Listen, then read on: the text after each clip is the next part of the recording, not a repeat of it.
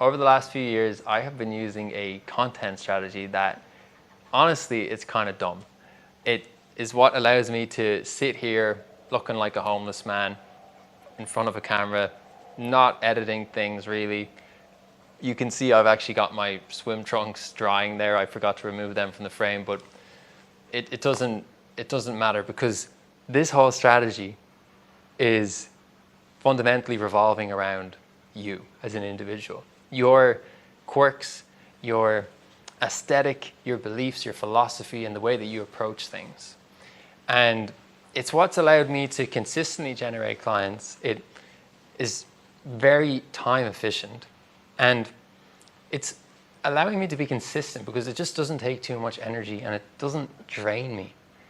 It's kind of aligned, I suppose you would say. That's what a lot of people say. They want an aligned content strategy. So what I'm going to show you today is how you can do this for yourself, how you can make more money from the content you are creating, and just have a better time doing it. So let's pop inside because it's very hot here and I'm already sweating and it's uncomfortable. So what we're looking at here is Freedom River. And that is the thing that's going to take us to, you guessed it, freedom. But there's so many different ways to go down Freedom River. And a lot of people go down it in a very inefficient way. I was going down it a very inefficient way myself for a very long time. So I'm going to show you the 3 ways that you can go down this river so that you can arrive at financial abundance, so that you can have an awesome product or offering, and so that you can have an audience that's bought into you and your philosophies. Because depending on which approach you decide to take, you're going to have drastically different results. Your income will be non-existent, or it will be what you want it to be. The life's work businesses you're building based on your content is going to be either non-existent or it's going to be abundant. So let's just get straight into it. We have this guy here in the black, and he is paddling down the river, as you can see. This guy represents value. I'm going to put a pin in that for a second. Now let's look at this guy here. He's blue, paddling down the river. He represents story. So he's telling stories. Right? This guy giving loads of value, 1 + 1 = 2. Very scientific, very matter of fact. This guy telling stories, he's just telling you every freaking story under the sun about how he went to the shop last week and they didn't have the croutons that he wanted for his salad. Now notice where they're positioned here. They're pretty far back up the river. But just a little bit downstream is this guy. And this guy's a combination of black and blue. So his paddle, his energy, it's all a combination of value and story, and that makes him a wise individual. And it's no wonder he's further ahead. It's no wonder he's closer to having a great product, having an audience that cares about him, and having dollar bills in the bank account. So I'm going to break down for you exactly what not to do so that you don't end up being one of these 2 guys, and what you need to do in order to be this guy. And this is going to make it more fun for you. It's way more efficient, and it just works better. So the guy that's given value is struggling because he's not building connection with people. When all you do is give value, you're kind of like a teacher or a scientist, something that's very matter of fact. And the problem with that in the realm and the context of content creation, of building an audience, is that if all you do is give value, it's boring. It's not relatable. And while it's useful to some people, the people that it is useful for aren't going to stick around because there hasn't been a relationship cultivated. And the entire premise of the creator economy is that you have to cultivate relationships with people. In fact, that's the nature of sales itself. It's just about making a connection with the human and offering them a solution to the problem that they have. So if you're not making that relationship, no matter how much value you have to offer, it's not going to make it to your customer, because they don't trust you. And in an era where there's people selling all sorts of courses and all sorts of this, that, and the other, and making this promise and that promise, trust is at an all-time low.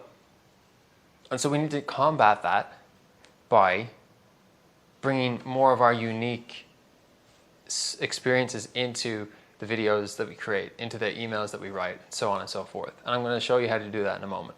But for now, let's just look at this guy, the blue character, who's just focused on telling his story.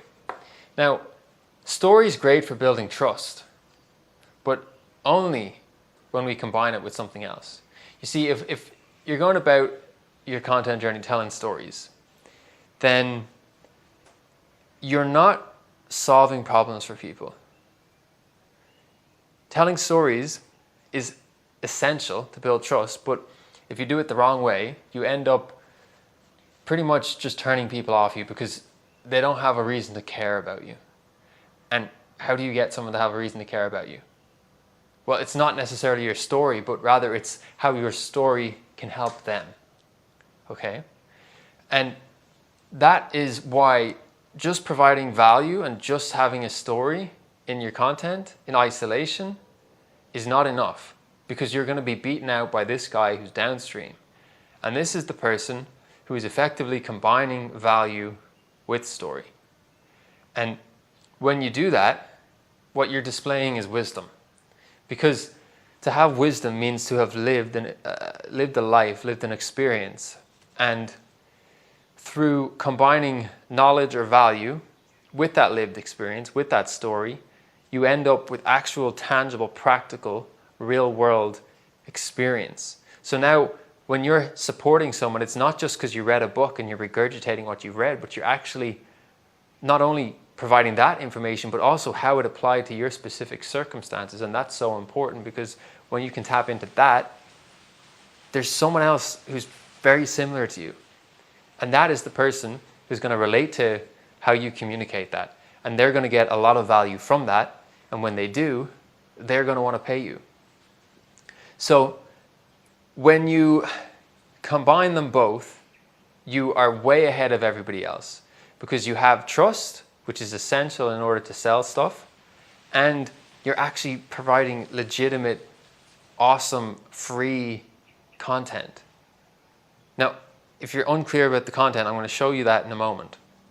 But I just want to hammer home, to actually stand out, to actually feel aligned and real in this increasingly watered down space, you have to draw both from your knowledge and your experience.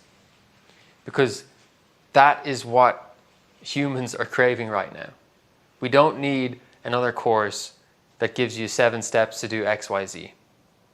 And this applies for your offer as well, which I'm going to break down, because a lot of people are screwing up the offer thing as well. On this outer ring here, we have content. And content is quite broad relative to what your offer might be. So for content, we might have things like, I'll take my example. I talk about the universe. I talk about the woo sometimes. So we could put spirituality there in the content. I also talk about business. I also talk about how to tell stories. I also talk about how to sell stuff and, you know, the things that are all related to my business and my interests. But then we've got this cluster in the middle. It's very dense, right? So the content on the outside, it's quite open and porous. But then if we go into the middle, we have this dense little cluster within the content. And that's very important. It's within the content. So it's not over here. It's not over here. It's here, inside the content. And the offer essentially is denser because it's more focused in terms of the problem that it solves and the way that it solves the problem, but it's also dense because it's more focused in the proximity to you. So the content itself, it's porous, it's lighter touch points. So you see me through the camera here. Maybe if you're on the the school community, you're enjoying some of the interactions with myself in there, but it's a very light touch, and that's all free. That's the content. But the offer, on the other hand, it's dense because there's a lot of touch points. And people always ask, well, how do I know what to put in my offer? I don't know what to give away for free versus what not to give away for free. And the answer to that is, if your offer is within your content, then your content needs to be giving away everything. You need to be sharing all of the information in your content. Because otherwise you're going to run out of ideas. You're going to end up showing up like one of these guys who just makes videos that seem valuable, but then you get to the end and you realize you just watched a webinar for their course that the whole thing just was a sales thing. And that's just annoying. Like, it's just annoying. And I'm sure you don't want to be that person. And I fundamentally don't believe you need to be that person. I think if you lead with valuable content, if you share your wisdom, you end up just making more money anyway. But people get scared, and so they don't make the valuable content. And then no one trusts them because there was no value in the first place. And then you don't make any sales. Whereas if you just make valuable content, put all the information in there, and then have an offer, then people are going to buy the offer if they found the content useful. If they don't find the content useful and they feel like you tricked them and it was just a part of their funnel, then they're not going to buy from you. And that's why this is so important, right? So I said that with the content, you need to be looking at the value in the story and the wisdom. So like integrating value and story to provide wisdom. And it's the same with offers, because you will end up with just another boring, generic course if you just go with value. And I think now we have a unique opportunity to lean on our edges when it comes to creating offers as well as the content. Because there's so much information to do the same thing over and over again. But if you can provide a way to do that same thing in a different way with your words, with your quirks, your flow, then that makes the offer really appealing. Like imagine you were just looking at, 6 coconuts lined up and they were all chopped open and they all had a straw and you were allowed to take whichever one you wanted. But one of them just had like a really beautiful engraving on it.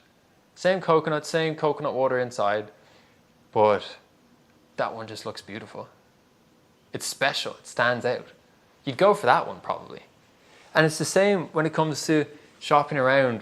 When people are looking for a coach, when people are looking for someone's experience to purchase, are they going to pick the one that looks like every other one, or are they going to pick the one that seems unique and resonates more with them and their preferences? I think that they would pick the one that has more flavor to it on the outside, And this all comes to your packaging and things like this. So it's so important that you bring these elements of your story, your experience, your life trajectory that's brought you to the point that you're at into your offer as well, because that is why people will buy your offer, because it's got a unique philosophy, a unique mechanism behind it. And ChatGPT can't do that, but you can by taking out your journal, writing down some messy things, and then actually put that into your programs, into your coaching, into your workflows. And it just makes it so much more enjoyable. And this is how I've built out a whole program and coaching experience that literally it's done on Google Docs. That's what one of my students said the other day. They were just shocked at how much value there was in it, even though it's with Google Docs. But the reason it's so valuable is because it's the way I do things, and you can't find it anywhere else. So I could do it on a Google Doc, I could do it on a trash bag, or I could do it on a fancy studio. It wouldn't really make much of a difference because it's still my unique perspectives and nobody else has that.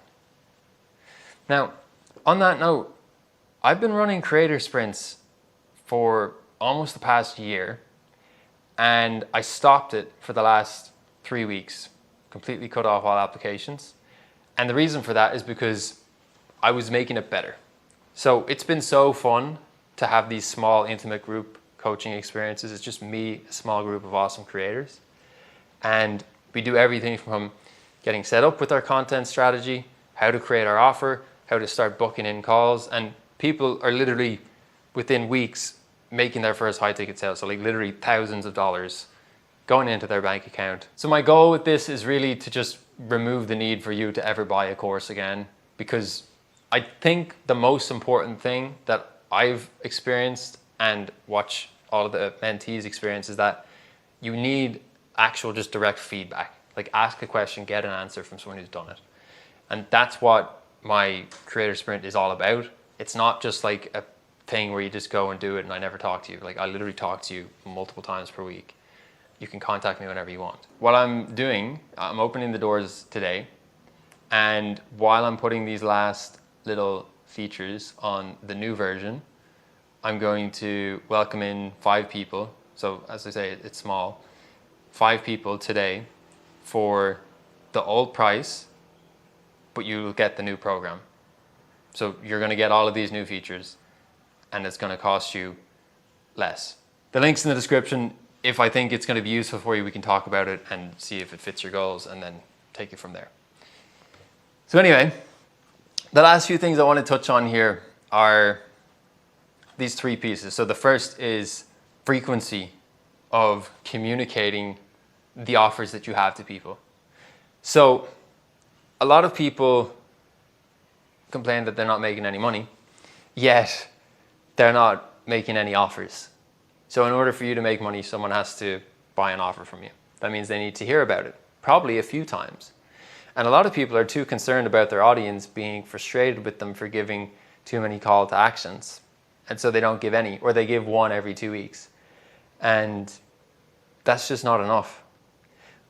I guarantee you, if you just increase your call to actions, you're going to start booking more calls and you're going to start making more sales. If you make a post and you put a call to action and no one books, you can get upset about it, which is valid, by the way. It's okay to be upset about these things, but just do it again and again and again and again. Like, this happens all the time. People just get distraught and they think their offer sucks or that they suck or that they're doomed to doing something they don't want to do because their offer didn't sell the first time they made a call to action. Just make another call to action. It's that simple. And keep doing it. And you'll start to get more feedback then based on what's happening. But you can't make that decision after one call to action. So make more call to actions, right? And this then goes into the second point, which is own your value. The reason you're not making call to actions is because you fundamentally don't believe in what you have to offer. Because if you believed in it, you would be screaming from the rooftops, guys, I have availability. Book in a discovery call and let's see if it's going to be a good fit to work together. Like, if you genuinely believe what you're doing is helping people, you'd be shouting it from the rooftops. If you're afraid of bothering people by telling them how your program is on offer, I'd be questioning, how do you feel about your program? So really do some reflection there and actually look at all of the ways in which you've helped yourself, all of the ways in which you've helped other people, all of these little things. Like, take note of them.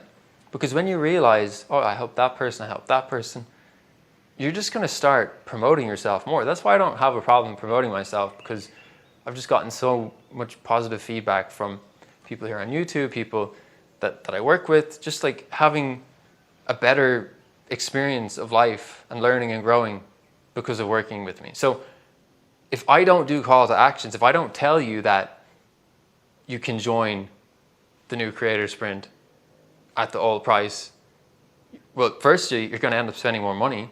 But secondly, you're going to miss out on all of the wonderful benefits that come with that 2-month journey. And I've just seen it too many times now that it would be stupid if I didn't make it known to people. Some people, they want to wait until people are knocking down your door and like asking you, hey, can I work with you? That'll probably happen at some point, but at the early days, you kind of got to be patient and you got to start throwing out flyers in the form of a call to action. All right, last piece then is price. I'll keep this one short. Most people could be making a lot more money if they just increase their price. And you might be saying, oh, no one will pay me. Well, check. Increase the price and see if people pay. If they don't pay, then maybe decrease it again. But don't be making decisions based on your inadequate feelings about yourself. Because it's only by getting uncomfortable that we realize, oh, actually, turns out I could have charged more the whole time because people are happy with it. And you might be saying, oh, it doesn't seem fair to charge that much. It's not your decision as to what somebody wants to pay. If people don't want to pay it, if they feel like it's unfair, give them the credit that they're not going to buy it. And if someone does want to buy it, let them buy it. Price is a very interesting thing, and I think it's something you just get used to, fluctuating things up and down, and when you get to a new level, you kind of acclimatize to that for a while. And then, let's say if $15 an hour was your baseline, then maybe you push to 20, and then that's your baseline, and then you go to 30, and then you just kind of start to see money differently. But yeah, there's going to be discomfort there. So embrace that. But don't be underselling yourself and justifying low prices for reasons that you're making up in your head. Like, give the market more credit. Because if you don't, then that's just not nice. Right, I'm going to go surfing. Watch this video here if you want to learn some more stuff, and have a good day. Bye.